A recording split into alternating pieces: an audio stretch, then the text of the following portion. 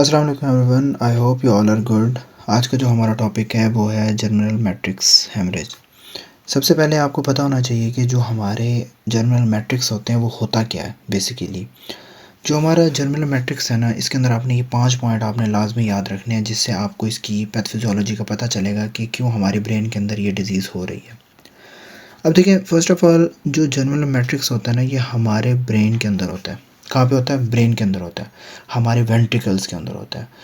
किस में हेल्प करता है? हमारे ब्रेन के अंदर होता है। और किस में हेल्प करता है? न्यूरो डेवलपमेंट में, early brain development in premature infants. जो बच्चे जल्दी पैदा हो जाते हैं ना, उनके अंदर ये अर्ली ब्रेन डेवलपमेंट करवाता है। और ये मोस्टली ब्रेन की डेवलपमेंट कब तक हो जाती है? आपके 36 वीक्स तक। अब जस्ट इमेजिन, अगर कोई बच्चा है वो 28 से 32 वीक्स के दरमियान पैदा हो रहा है, अब ये प्रीमेच्योर है ना, तो अगर इसके अंदर पैदा होगा तो आप मुझे बताएं कि जर्मिनल मैट्रिक्स की हमारे ब्रेन के अंदर, हमारे वेंट्रिकल्स के अंदर सही तरीके से डेवलपमेंट होगी? नहीं होगी। अब उसकी वजह से होता क्या है? पहले तो आपने याद रखना है, जो बच्चा होता है वो क्या होता है? प्रीमेच्योर। ठीक है। अब जब प्री मेच्योर बच्चा होगा, लेस देन 32 वीक्स का होगा, 32 वीक्स ऑफ गेस्टेशन का होगा, तो उसके अंदर क्या होगा? Immature blood vessels. Immature blood vessel जो ऑक्सीजन को कैरी ही नहीं कर सकती, जो ब्लड को कैरी नहीं कर सकती प्रॉपरली, उसमें क्या होता है? उसके अंदर इमेच्योर ब्लड वेसल्स होते हैं हमारे जर्मिनल मैट्रिक्स के अंदर। जब हमारे जर्मिनल मैट्रिक्स के अंदर इमेच्योर ब्लड वेसल्स बनेंगी तो उसकी वजह से क्या होगा? Stress and fluctuation in cerebral fluid. उसकी वजह से क्या होगा? सेरिब्रल फ्लूइड के अंदर क्या होगा? फ्लक्चुएशंस होंगी। किस वजह से? हाइपोक्सिया की वजह से, हाइपरकैप्निया की वजह से। हमारी जो ब्लड वेसल्स होंगे उसमें ऑक्सीजन कम हो जाएगी और कार्बन डाइऑक्साइड ज़्यादा हो जाएगी। इस वजह से हमारी क्या होंगी? ब्लड वेसल्स की क्या होना स्टार्ट हो जाएगी? रैप्चर। हमारी ब्लड वेसल्स क्या हो जाएगी? रैप्चर। कहाँ पे? हमारे जर्मिनल मैट्रिक्स के अंदर। जब जर्मिनल मैट्रिक्स के अंदर रैप्चर होना स्टार्ट हो जाएंगे हमारी ब्लड वेसल, उसकी वजह से क्या होना स्टार्ट हो जाएगा? हेमरेज। क्या स्टार्ट होना लग जाएगा? हेमरेज। कहाँ पे? हमारे जर्मिनल मैट्रिक्स पे। कहाँ पे? हमारे वेंट्रिकल्स के अंदर। इसी वजह से इसको हम सेकंड जो इसका नेम कहते हैं वो होता है intra ventricular haemorrhage. Intraventricular haemorrhage, तो ये इसका सेकंड नेम होता है। अब इसके अंदर हम ना पेपाइल क्लासिफिकेशन करते हैं। क्या करते हैं? पेपाइल क्लासिफिकेशन। ठीक है। पेपाइल क्लासिफिकेशन में हम ग्रेडिंग करते हैं, ग्रेड 1, 2, 3 एंड 4। देखें, 1 के अंदर हमने क्या देखना होता है? आइदर जो हेमरेज है वो जर्मिनल मैट्रिक्स के अंदर है, हेमरेज जोन है वो कहाँ पे? हमारा जर्मिनल मैट्रिक्स के अंदर है। 2 में हम ये देखते हैं कि उसकी एक्सटेंशन वेंट्रिकल्स तक हुई है विद डायलेशन। कहाँ तक? वेंट्रिकल्स तक। कहाँ तक? वेंट्रिकल्स तक। और थर्ड में हम क्या देखते हैं? वेंट्रिकल्स भी आ जाते हैं प्लस उसकी डायलेशन भी आ जाती है। क्या आ जाती हैं? डायलेशंस भी आ जाती हैं। और 4 के अंदर हम क्या देखते हैं? ब्रेन पैरेन्काइमा तक।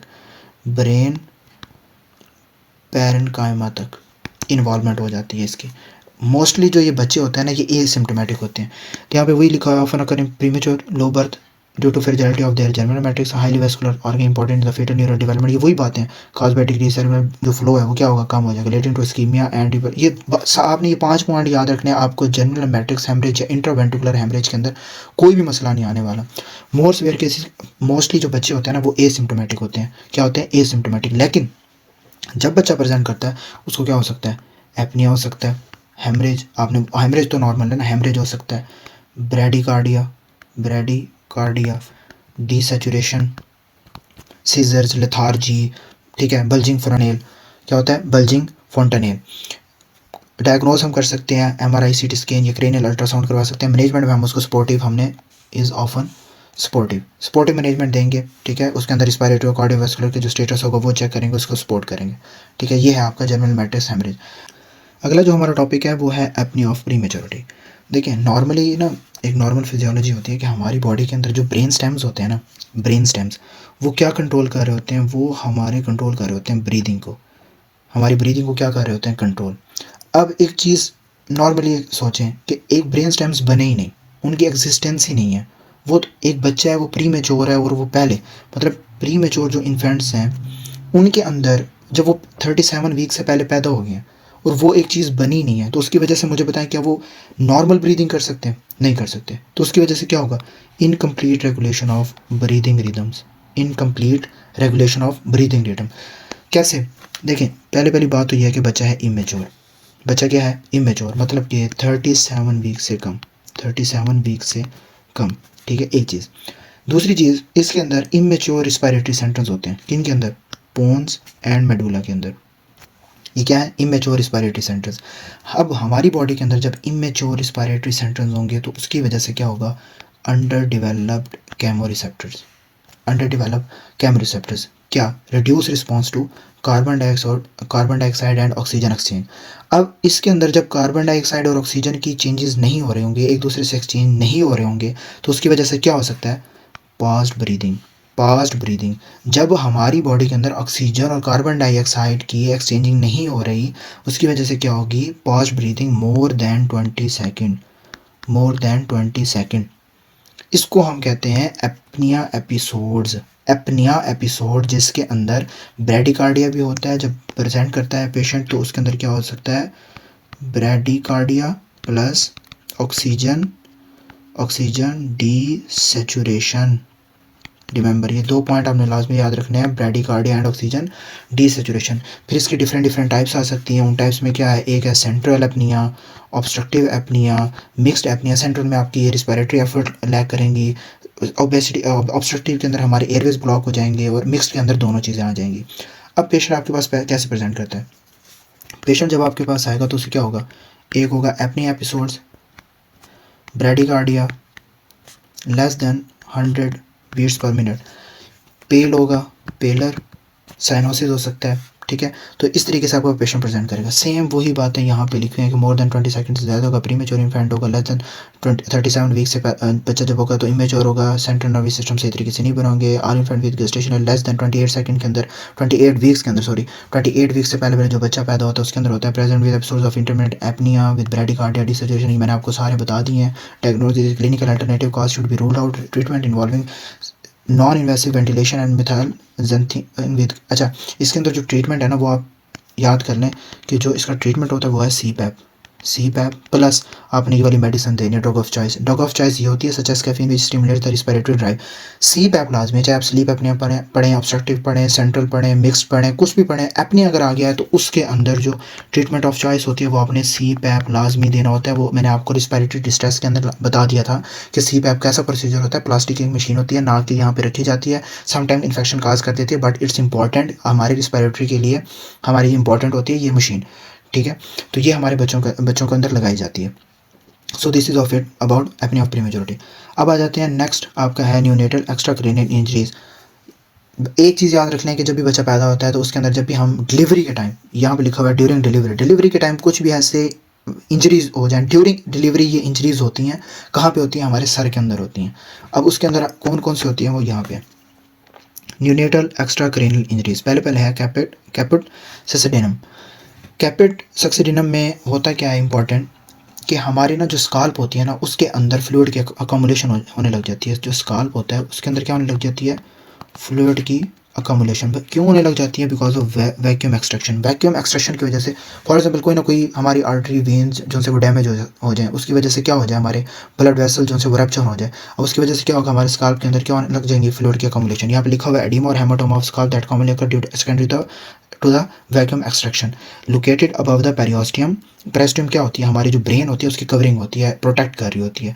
इंपॉर्टेंट यह है कि cross sutures line and cross sutures line, sutures line याद रखना है। लोकेटेड, ये इंपॉर्टेंट पॉइंट है, located above the periosteum. Periosteum जो हमारी प्रोटेक्टिव लेयर है उससे ऊपर ना कि उसे इन्वॉल्व। क्रॉस सूचर्स लाइन, ये ना हमारी जो ब्रेन होते हैं ना उनके अंदर सूचर्स लाइन होती हैं, जैसे फ्रंटल फोंटेनियल्स है उसके सराउंडिंग्स पे क्या होंगी? Cranial sutures. ऐसे करके ना मैं आपको, जैसे ब्रेन है ना, यहाँ है आपका अगर फ्रंटल फोंटेनियल, तो यहाँ पे ऐसे सूचर्स लाइन होती हैं, इनको कहते हैं क्रोनल सूचर्स। फिर एक यहाँ पे होती है, इनको कहते हैं सैजिटल सूचर्स। फिर आपके बैक के ऊपर लंबॉइड सूचर्स पड़े होते हैं, इनको जो है वो क्या कहते हैं? क्रॉस करते हैं, रिजॉल्व स्पॉन्टेनियसली विदाउट ट्रीटमेंट वो क्या हो जाती हैं? रिजॉल्व हो जाती हैं। इसके बाद आ जाता है सेफल हेमाटोमा। अब इसके अंदर क्या है? देखिए ऊपर मैंने आपको क्या क्या बताया, लोकेटेड अबव पेरियोस्टियम। अब देखो यहाँ haematoma that forms below the periosteum, periosteum के नीचे, कॉमनली ओवर द पैराइटल और occipital bone and does not cross suture line. ऊपर में क्या था, सुचर लाइन क्रॉस कर जाएगा। एक जैसी अगर हिस्ट्री दे के अगर ये दो चीज़ें डिफरेंट हैं तो आपको समझ आ जानी चाहिए कि जो क्रॉस सुचर लाइन है वो क्या है, और जिसमें अबव पेरियोस्टियम है या बिलो पेरियोस्टियम है वो क्या है। विदाउट ट्रीटमेंट रिजॉल्व हो सकता है। इसके अंदर सिर्फ आपने इन्फेंट जॉन्डिस पढ़नी है, because there is a large haematoma. ज़्यादा से ज़्यादा आरबीसीज की ब्रेक डाउन, ज़्यादा से ज़्यादा हीम की प्रोडक्शन, ज़्यादा से ज़्यादा बिलिवर्डिन की प्रोडक्शन, ज़्यादा से ज़्यादा बिलिरुबिन की प्रोडक्शन, उसकी वजह से अनकॉन्जुगेटेड बिलिरुबिन, तो उस वजह से हमारे इन्फेंट की जॉन्डिस हो सकती है।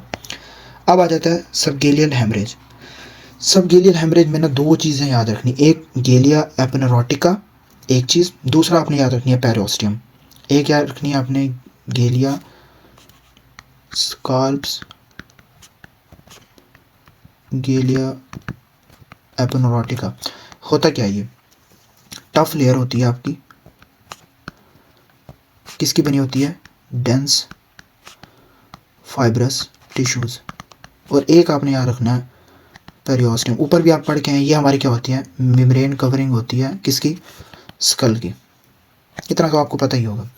सो bleeding into subgaleal space between periosteum and epicranial aponeurosis, मतलब galea aponeurotica injury emissary veins by traction during delivery. मैंने आपको पहले बताया ट्रैक्शन में डिलीवरी के टाइम कोई भी एक्सट्रैक्शन हुई उसकी वजह से हमारे स्कल के अंदर कोई ना कोई अगर इंजरी होती है उसको कहते हैं हमारे न्यूनेटल एक्स्ट्राक्रेनियल इंजरीज। अब पेशेंट कैसे प्रेजेंट करेगा, लिख लें। हाइपोटेंशन, पेल हो सकता है, टैकीकार्डिया, एनीमिया हो सकता है, और jaundice. Present with fluctuation diffuse swelling that can shift with the movement and cross sutures line. Cross sutures line यहाँ पे भी है। The subgaleal space extended from orbital ridges anterior to the nape of the neck, neck तक posteriorly. ये point याद रखना कि ridges anterior to the nape of the neck posteriorly, not anteriorly, posteriorly, and can hold 40% of Meniere's total blood volume, resulting in significant volume depletion and hemorrhagic shock. Hemorrhagic shock आपने याद रखना है, और आपने इसके अंदर significant volume depletion, treatment is volume. अब volume की डिप्लीशन है तो हम वॉल्यूम देंगे एंड करेक्शन ऑफ कोगुलोपैथी। लेकिन ये आपने जो क्लिनिकल फीचर्स हैं, हाइपोटेंशन, पेल, टैकीकार्डिया, एनीमिया और जॉन्डिस, आपने याद रखना है कि पेशेंट अगर इनमें से अगर वो फीचर्स दे के कह दे कि उसके अंदर आपको गेलिया एपनेरोटिका और पेरियोस्टियम इन्वॉल्व है, ब्लीडिंग इन दोनों के दरमियान हो रही है, डायग्नोसिस में आपको ये बताया जा रहा है, तो it means it is a subgaleal haemorrhage. तो ये आपके जो से थे, ये शॉर्ट 3 टॉपिक्स थे, general matrix, apnoea of prematurity और आपके एक्स्ट्राक्रेनियल इंजरीज। नेक्स्ट है आपका कॉन्जेनिटल हाइपोथायराइडिज्म, वो हम अगले मॉड्यूल में करेंगे। तब तक के लिए अपना बहुत सारा ख्याल रखिएगा। अल्लाह हाफिज़।